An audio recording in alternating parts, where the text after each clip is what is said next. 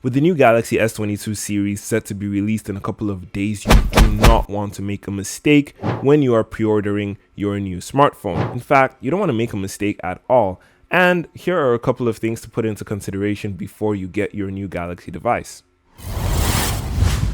So first of all, there were talks about the S22 series coming in at a higher price point than the S21 series of last year, but apparently some new information has surfaced saying that they were going to come in at about the same price point, at least in the United States. Now, I don't know about Canada or Europe or anywhere else, but for people in the US, you are probably going to get the same entry price point for the S22 series as you got for the S21 series. Take that as you will. And next up, for the design, I know this has been covered to death, but briefly rushing through it, we have this new glossy finish on the back of the smartphones. At least for the S22 and S22 Plus, we can see it very plainly there that this is shiny, and it is reported that these are going to be glass backs across all models, unlike the polycarbonate backs that we got on the S21 and S21 Plus. And sticking to the S22 and S22 Plus, you can see that they retain the industrial separated camera bump that Samsung started with the S21 series of last year. But with the S22 Ultra, the story is a bit different, as the camera bump on the S22 Ultra has evolved or devolved or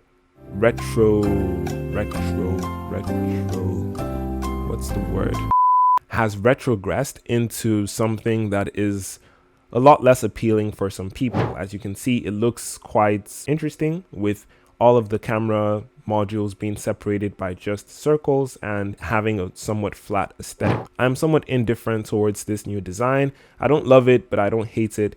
Personally, I think that the camera bump of the Note 20 Ultra is still my favorite thus far, but the S21 Ultra's camera bump is really sleek and beautiful as well. This one is not really doing it for a lot of people. And going into the specs, when we talk about the cameras, the main sensor of the S22 and S22 Plus is going to be 50 megapixels, while the S22 Ultra is getting a 108 megapixel main sensor. All three of these devices will have 10 megapixels 3x telephoto lenses, but of course the S22 Ultra will have an additional 10 megapixel 10x optical sensor as well.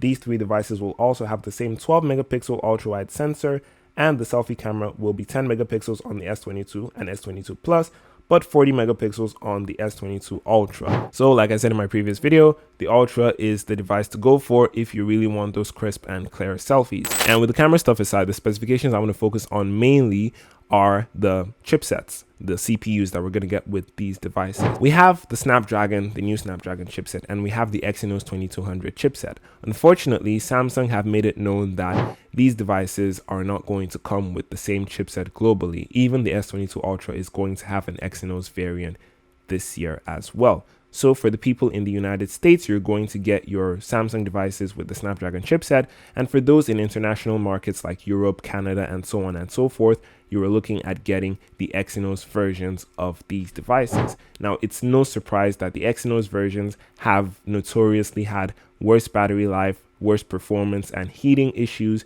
I don't know if that's about to be fixed with the Exynos 2200. I made an entire video about that, which you can check after this video. But that chipset seems to be focused more on graphic performance, and with AMD's proficiency with gaming, normal performance and gaming performance kind of are different things. So we don't know what to expect from the Exynos 2200 chipset. I would not have my hopes too high.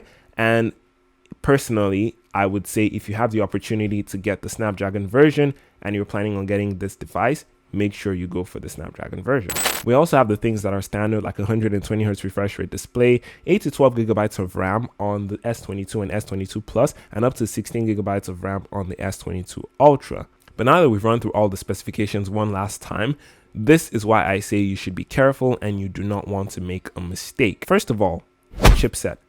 Don't get the one with the Exynos chipset just yet, because honestly, in the long run, if you're planning on using this device for several years, you are not going to have an enjoyable long-term experience with it. Trust me, I've been using the Galaxy Note 10 Plus of 2019 for well over a year now with the Exynos chipset, and while it's not a terrible experience overall, I have had significantly worse battery life than those with the Snapdragon counterpart. My phone does overheat as I use this as my main camera, and sometimes it just goes off in the middle of shooting A-roll. My phone would just, yeah, you see what I'm talking about, just like that. It would just go off.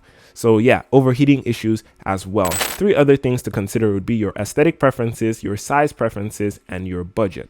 So for your aesthetic preferences, the camera bump, like I mentioned on the S22 and S22 Plus, look a lot better than that of the S22 Ultra in my opinion. The S22 Ultra also has the design of the Galaxy Note series, so it's boxy, it's rectangular. If you are not a fan of that aesthetic, you're not going to want to get this device. And as for size, of course, if you're a fan of small devices, none of these devices are technically small, but if you're a fan of smaller devices, you're not going to want to look at the Ultra or the Plus. You're going to look at the S22 probably. So have the size of your hand in mind. Don't buy something that is too big for you to handle. That's what she said.